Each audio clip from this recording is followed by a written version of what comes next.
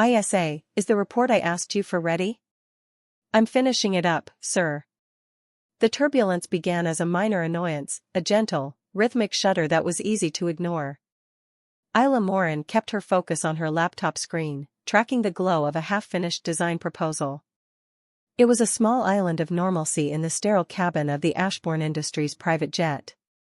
She could feel his presence across the aisle without even looking. Sebastian Ashbourne, her boss, was a man who occupied space with the chilling efficiency of a glacier. He wasn't loud or ostentatious. He was simply there, a silent gravitational force of tailored suits and gray eyes that assessed everything for its value and found it lacking. The air around him always felt a few degrees cooler, scented with expensive woodsy cologne and freshly starched cotton. Then, the shaking changed. It wasn't rhythmic anymore.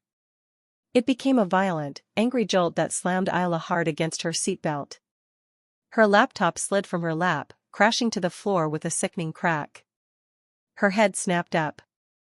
Across the aisle, Sebastian hadn't moved, but his knuckles turned white where he gripped the armrests. His jaw was a hard, unforgiving line. A low, guttural groan started from the very bones of the aircraft. It was the sound of metal under a pressure it was never meant to endure. The gentle hum of the engine sputtered, coughed, and then, one of them died completely.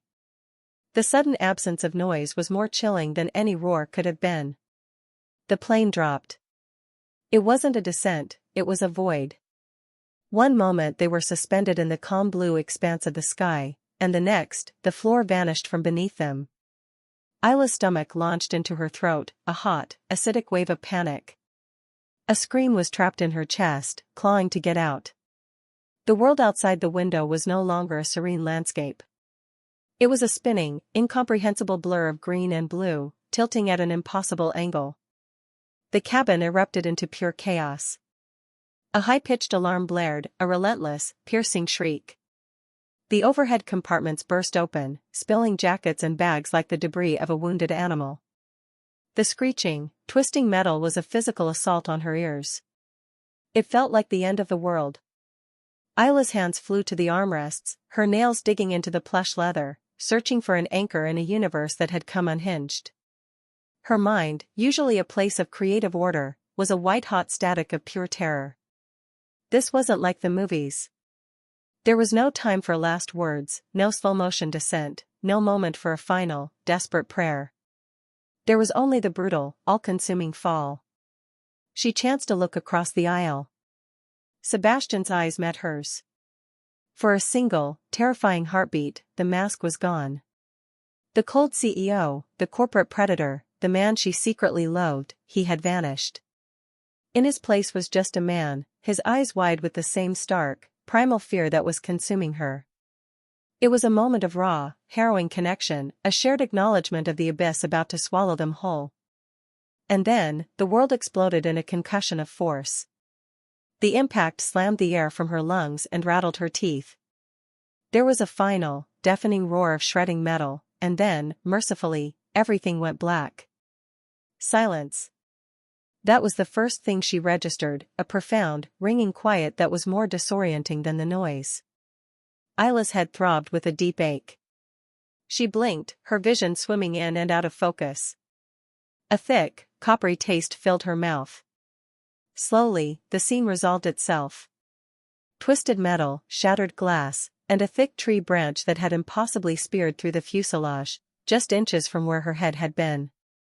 The sharp, acrid smell of jet fuel mingled with the damp scent of wet earth and crushed pine needles. She was alive. The realization didn't bring relief, it brought a fresh, suffocating wave of panic. Her lungs burned as she gasped for air, each breath a ragged, painful effort. Her hands trembled uncontrollably as she fumbled with the buckle of her seatbelt. It clicked open, and the simple sound echoed like a gunshot in the dead quiet. She needed to get out, now. She stumbled from her seat, her ribs screaming in protest. The floor was tilted at a grotesque angle, littered with the ghosts of their journey, a scattered deck of playing cards, an overturned champagne flute, a single leather shoe. She pushed her way through a gaping hole where a window used to be, her legs catching on torn wires and jagged edges. When she was finally free of the wreckage, her knees gave out, and she collapsed onto the mossy ground. The forest was dense, a towering, indifferent cathedral of green. It was alive, breathing around her, and utterly, terrifyingly unknown. That's when she heard it, a low, human groan. Isla's head snapped toward the sound, her heart hammering against her ribs. A few yards away, slumped against the base of an ancient oak tree, was Sebastian Ashbourne. The man whose cold indifference had been the bane of her professional life for 2 years was bleeding. The impeccable navy suit he always wore, his corporate armor, was torn at the shoulder. A deep gash on his forehead wept a steady stream of blood that traced a path down his temple and dripped onto the dark soil. But it wasn't the blood that shocked her, it was his expression. For the first time since she had joined Ashbourne Industries, Isla saw him stripped of his power. The formidable fortress had crumbled. He wasn't issuing orders. He wasn't scowling with that familiar, icy disapproval. He was just breathing raggedly, fighting to anchor himself back in the world. His eyes found hers, and a current of raw recognition passed between them. It wasn't relief, and it wasn't gratitude. It was the stark, shared knowledge of what they had just survived. "Are you hurt?" His voice was a rough rasp, but focused. There was no panic, only a tightly controlled urgency. Isla blinked, the sound pulling her back from the edge. I don't think so." Her own voice felt thin and reedy, a stranger's voice. Sebastian tried to push himself up, his body betraying him as he swayed. On pure instinct, Isla scrambled to her feet and rushed to his side, her hands grabbing his arm to steady him. A jolt shot through her before she could even understand why. She had never touched him before. Not a handshake, not a brush in the hallway. The fabric of his suit was rough under her fingers, his arm beneath it hard as stone. "Thank you," he murmured, his voice softer than she had ever heard it. They stood there for a moment, suspended in the eerie quiet, as the sounds of birds and the whisper of wind through the canopy slowly returned. Sebastian's gaze swept the area, his mind already working. Isla could see the shift in his eyes, the transition from victim to strategist. "We need to check for other survivors," he said, his voice regaining a fraction of its natural authority. But it was different now. It wasn't an order, it was a statement of fact, almost a request for her to agree. Isla nodded, her mind still reeling. Together, they moved through the wreckage, calling out names that were answered only by the echoing silence. There was no one else. Just the two of them. As the crushing reality descended, Isla felt the ground tilt beneath her feet again. They were alone, stranded in a wilderness with no communication and no sign of rescue. And the only other soul for miles was the man she was sure she could never stand. Sebastian turned to her, wiping a smear of blood from his brow with the back of his torn sleeve. His gaze met hers, and for the first time, Isla saw something that frightened her more than the fall. It was pure, unyielding determination. "We are going to survive this," he said, his voice low but solid as bedrock. "I promise you." And in that moment, Isla realized a dreadful, undeniable thing: she believed him. And honestly, who wouldn't? After surviving something like that, you'd believe anyone who promised a way out. Let's see if he can keep that promise. The fire was the first miracle. Isla watched, a sense of profound disbelief washing over her, as Sebastian Ashbourne knelt on the damp forest floor. He moved with focused, almost surgical precision, stripping bark from a dry branch with a shard of metal from the wreckage, gathering tinder with an economy of motion that was mesmerizing. These were the same hands she had only ever seen gliding over an iPad to approve multi-million-dollar contracts, or typing curt, dismissive emails that could end a career in under 10 words. Now, they were smudged with dirt, scratched and raw, working to coax life from friction and wood. He didn't complain. He didn't even sigh in frustration. He just worked. How do you know how to do that?" The question slipped out before she could stop it, her voice sounding small in the vast quiet of the woods.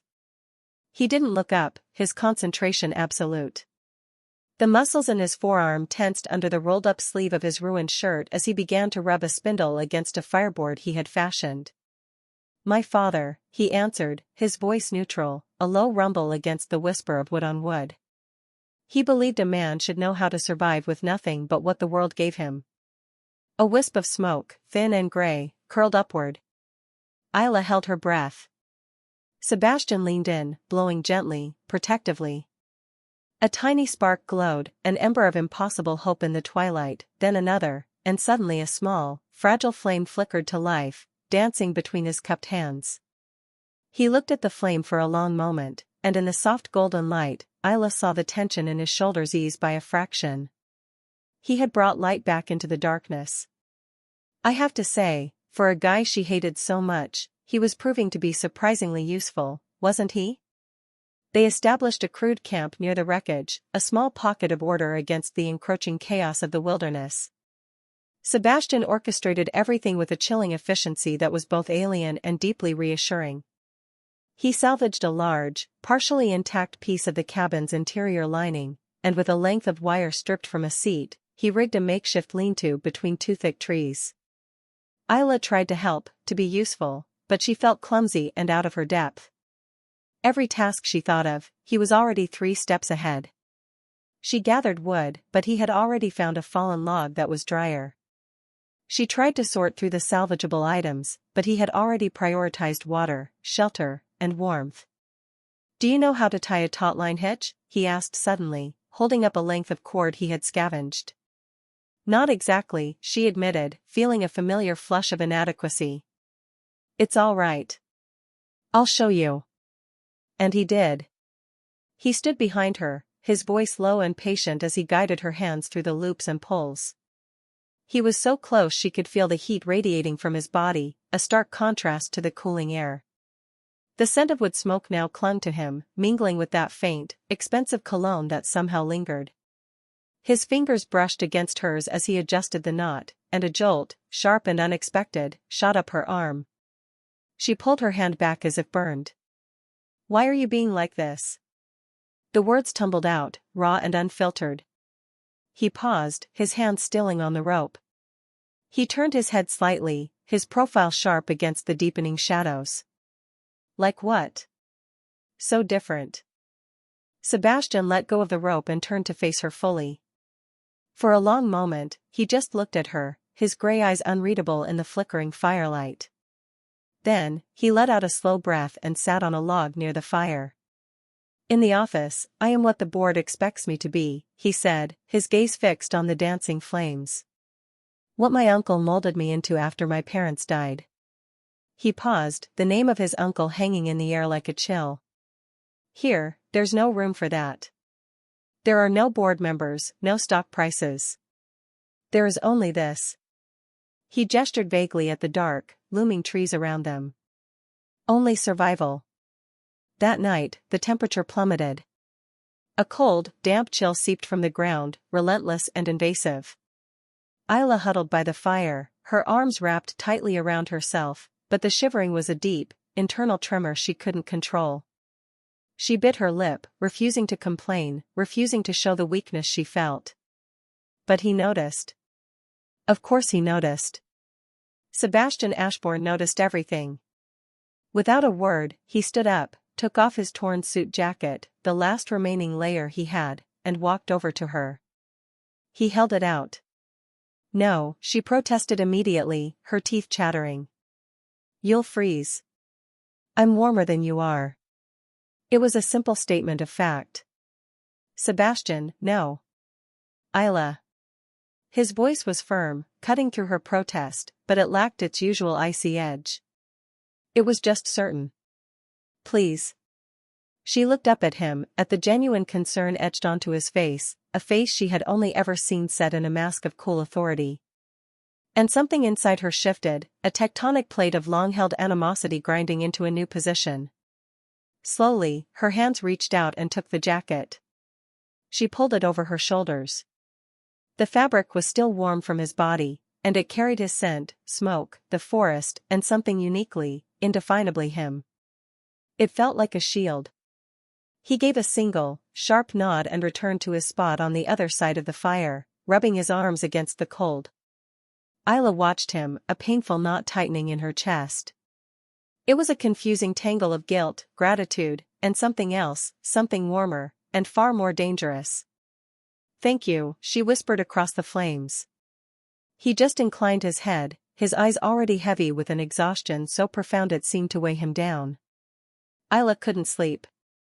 She watched the fire spit and crackle, a lone beacon against the oppressive, living darkness of the forest. And she watched Sebastian. He was shivering. He was trying to hide it, his movements small and controlled, but in the stark, dancing light, she could see the tremors running through his body.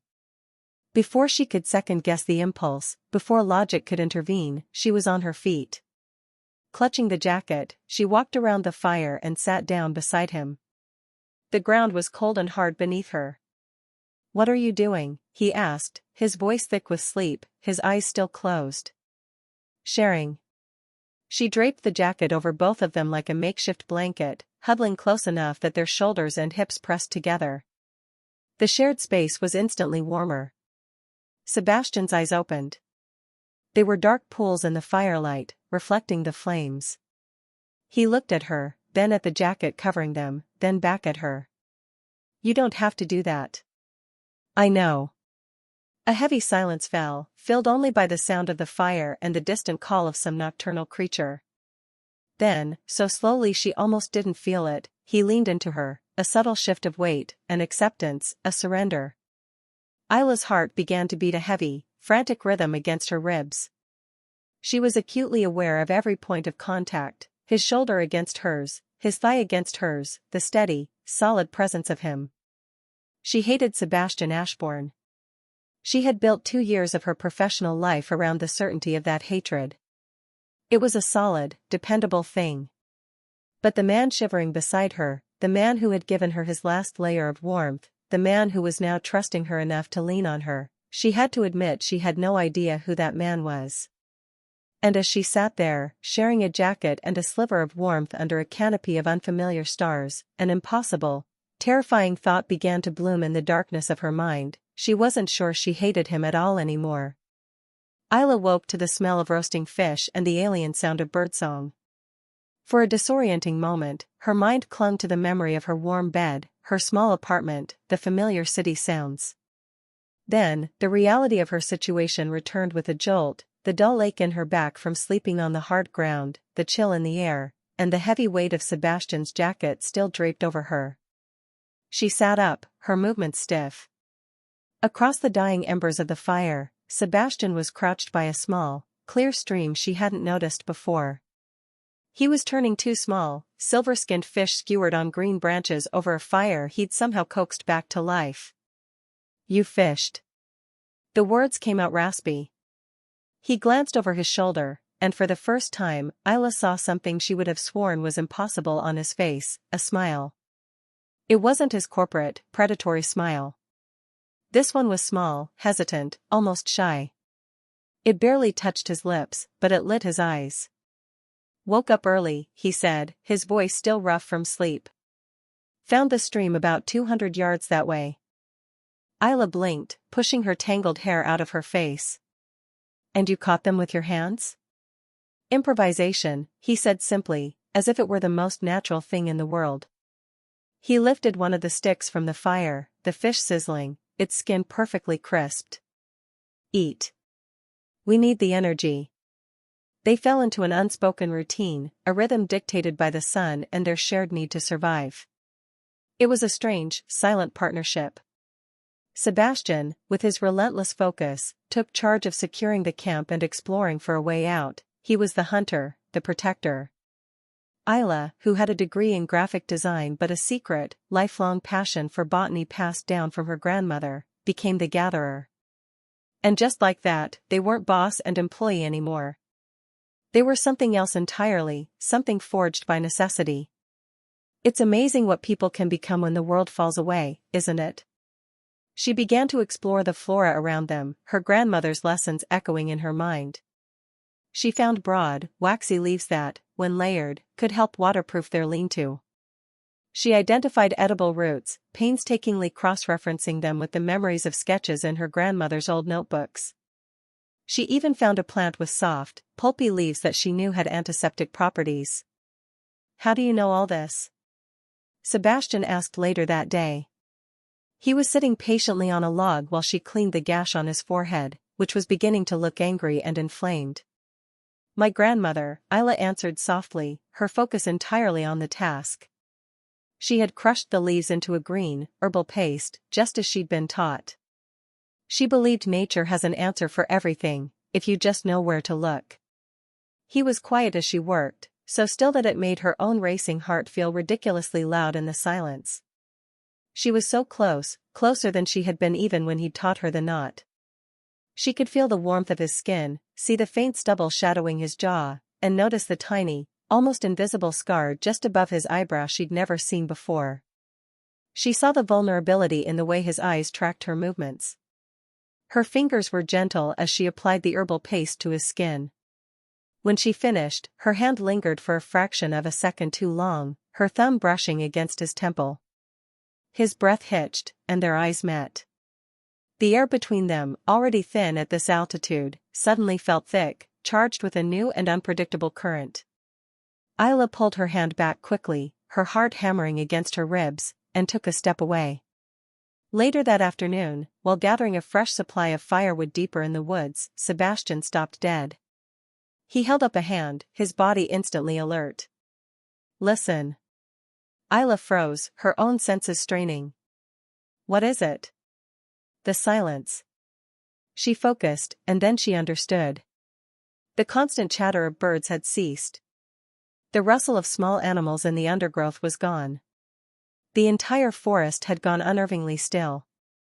It wasn't a peaceful quiet, it was an unnatural one, like the world was holding its breath. Sebastian, she whispered, a strange shiver running down her back as if her body knew before her mind did. Stay behind me. He didn't have to say it twice.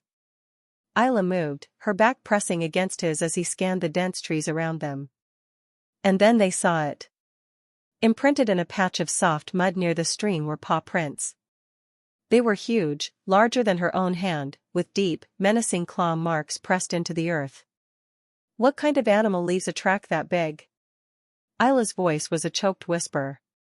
Sebastian knelt, his fingers hovering over the edge of the print, his expression grim. Something large. Feline. He didn't need to finish the sentence.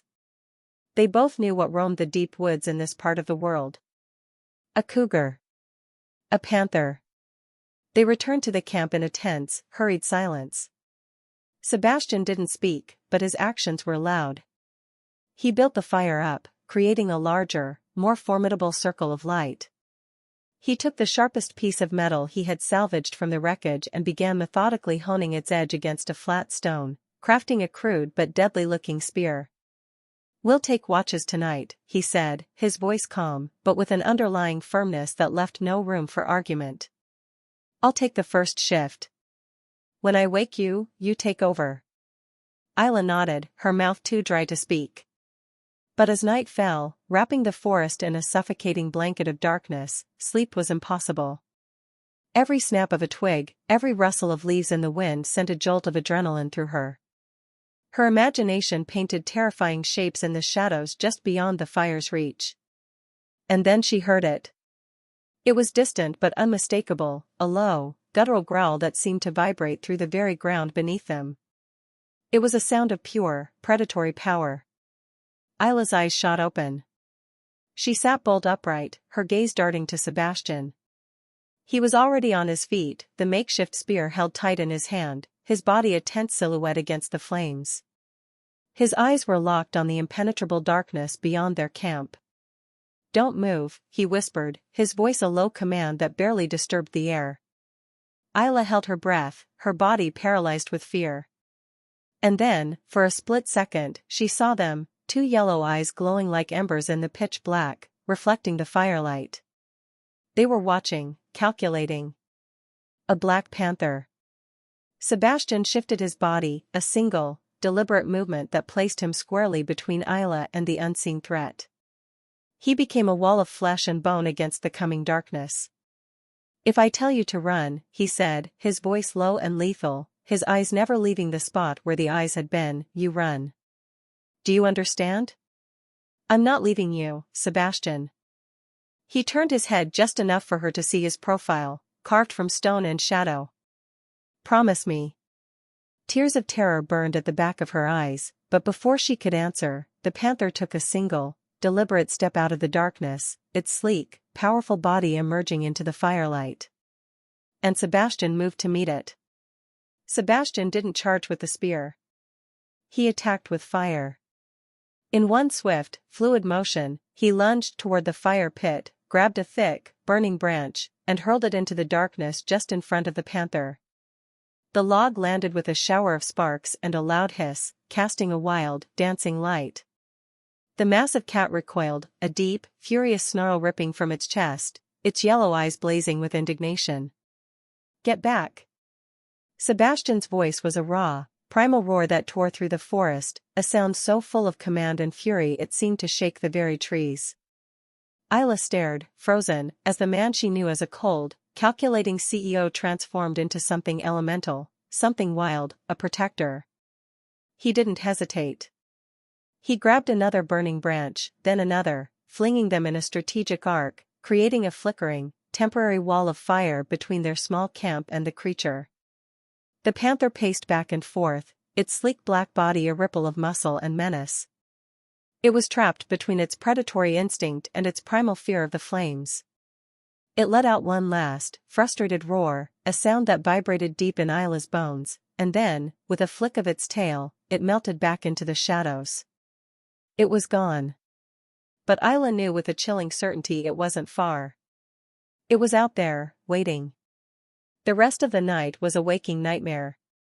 Sebastian did not sit. He did not rest. He stood sentinel at the edge of the firelight, the metal spear held tight in his grip, his eyes constantly scanning the oppressive darkness. He methodically fed the fire, keeping the flames high and bright, a solitary guardian against the terrors of the night. Isla tried to stay awake with him, her own fear a sharp, bitter taste in her mouth. But the adrenaline crash, combined with days of physical and emotional exhaustion, was a tide she couldn't fight. Her head drooped, her eyelids grew heavy, and eventually, she slumped against a log and fell into a fitful, dream-haunted sleep filled with images of yellow eyes and glistening teeth. She woke to the soft, gray light of dawn filtering through the canopy. The first thing she saw was Sebastian. He was still there, still standing, still awake. He was leaning against a tree now, the spear resting at his side, but his posture was rigid, his gaze still fixed on the surrounding woods. You didn't sleep." Isla scrambled to her feet, a pang of guilt and awe tightening her chest. "Couldn't risk it," he said, his voice rough and strained. "Sebastian, you have to rest." "I'm fine." But the slight tremor in his hands and the dark, bruised look under his eyes told a different story. He pushed himself off the tree, and his exhaustion was plain to see. He swayed, catching himself with a hand against the rough bark. Isla closed the distance between them, her hand instinctively going to his arm to steady him. "You're not fine. You need to sleep. I'll keep watch." "Isla, you don't know. I know how to feed a fire, and I know how to scream." She met his gaze, her own expression firm, leaving no room for argument. "Let me take care of you, just for a few hours." He looked at her for a long, searching moment, his defenses warring with his body's desperate need for rest. Finally, with a slow, reluctant exhale, he gave a single, sharp nod. "A few hours only." He lay down near the fire, and Isla expected him to be asleep before his head hit the bundled leaves she'd arranged as a pillow, but he wasn't. He lay there, his body still tense, his eyes half closed, his breathing shallow and uneven. "I can't," he admitted, his voice a low rasp of frustration. "I can't switch it off." Without thinking, without allowing herself to hesitate, Isla sat down on the ground beside him. And then, she did something that surprised them both, she reached out and took his hand. Sebastian went utterly still. His eyes flew open, wide and startled, locking onto hers. His hand was cold in hers, but it was strong, his long fingers calloused from his work during the night. "I'm right here," Isla said softly, her voice a gentle anchor in the quiet morning. Nothing is going to happen. I'll wake you if I see anything. He stared at their joined hands as if he'd never seen them before. Then, so slowly it was almost imperceptible, his fingers curled, lacing through hers. The connection was solid, real. "Why are you doing this?" he whispered, his gaze lifting to her face. Isla didn't have an answer that made sense. Or maybe she did, and that was what scared her. "Because you would do the same for me," she finally replied, the words feeling truer than anything she had said in years. A flicker of something, gratitude, surprise, relief, softened the hard lines of his face. And for the first time since the plane had fallen from the sky, he let his guard down completely. His eyes drifted shut, and with his hand held securely in hers, he finally slept. 3 hours later, Isla was still sitting beside him, her back against a log, her own exhaustion a dull, distant ache. She watched the steady rise and fall of his chest. She noticed the way sleep smoothed the harsh lines of concentration from his face, making him look younger, almost vulnerable. She was still holding his hand, and she had no desire to let go. When Sebastian finally stirred, the sun was high in the sky, casting dappled light through the leaves. He blinked, disoriented, and the first thing he seemed to register was the warmth of her hand still holding his. He looked at their entwined fingers, then at her. She looked back at him. Neither of them moved to pull away. "Thank you," he said, his voice thick with sleep and something else she couldn't quite name. "Always," Isla heard herself say, the word feeling both reckless and right. In that quiet moment, something fundamental shifted between them. They weren't boss and employee anymore. They weren't even just partners in survival. They were something else, something more dangerous, something inevitable.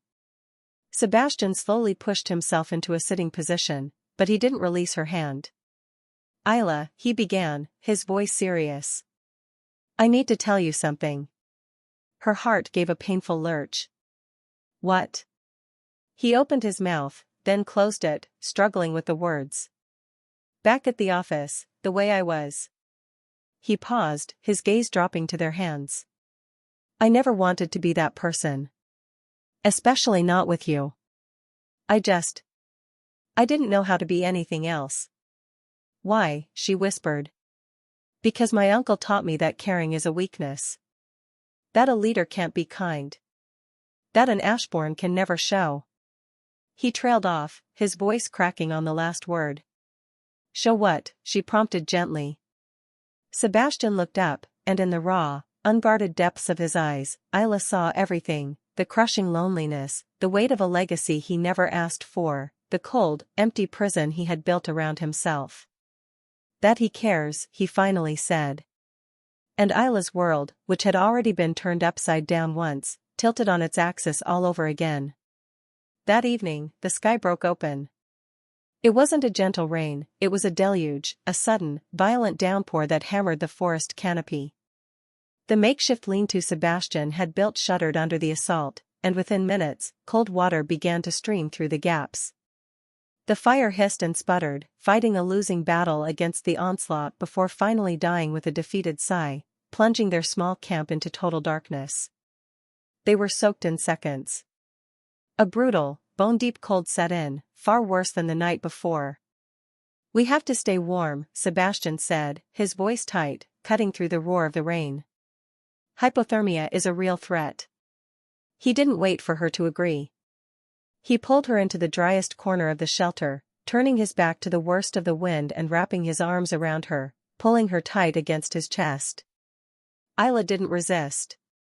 Her body was shaking uncontrollably, her teeth chattering so hard her jaw ached. His body, though also cold and wet, was a solid, living furnace against the storm. They huddled together, two survivors clinging to each other for warmth, the distinction between them dissolving in the shared, desperate need to endure. And in the roaring darkness, cocooned together against the storm, Sebastian began to talk. "My parents died when I was 15, he said, his voice a low, steady anchor against the chaos of the wind and rain. "A car accident. My uncle took me in. He took over the company, too." Isla listened in silence, her ear pressed against his chest, feeling the vibration of his words as much as hearing them. Each word was a confession, a piece of a puzzle she was only just beginning to understand. He told me I had to be strong. That the world was full of predators, and if I showed any weakness,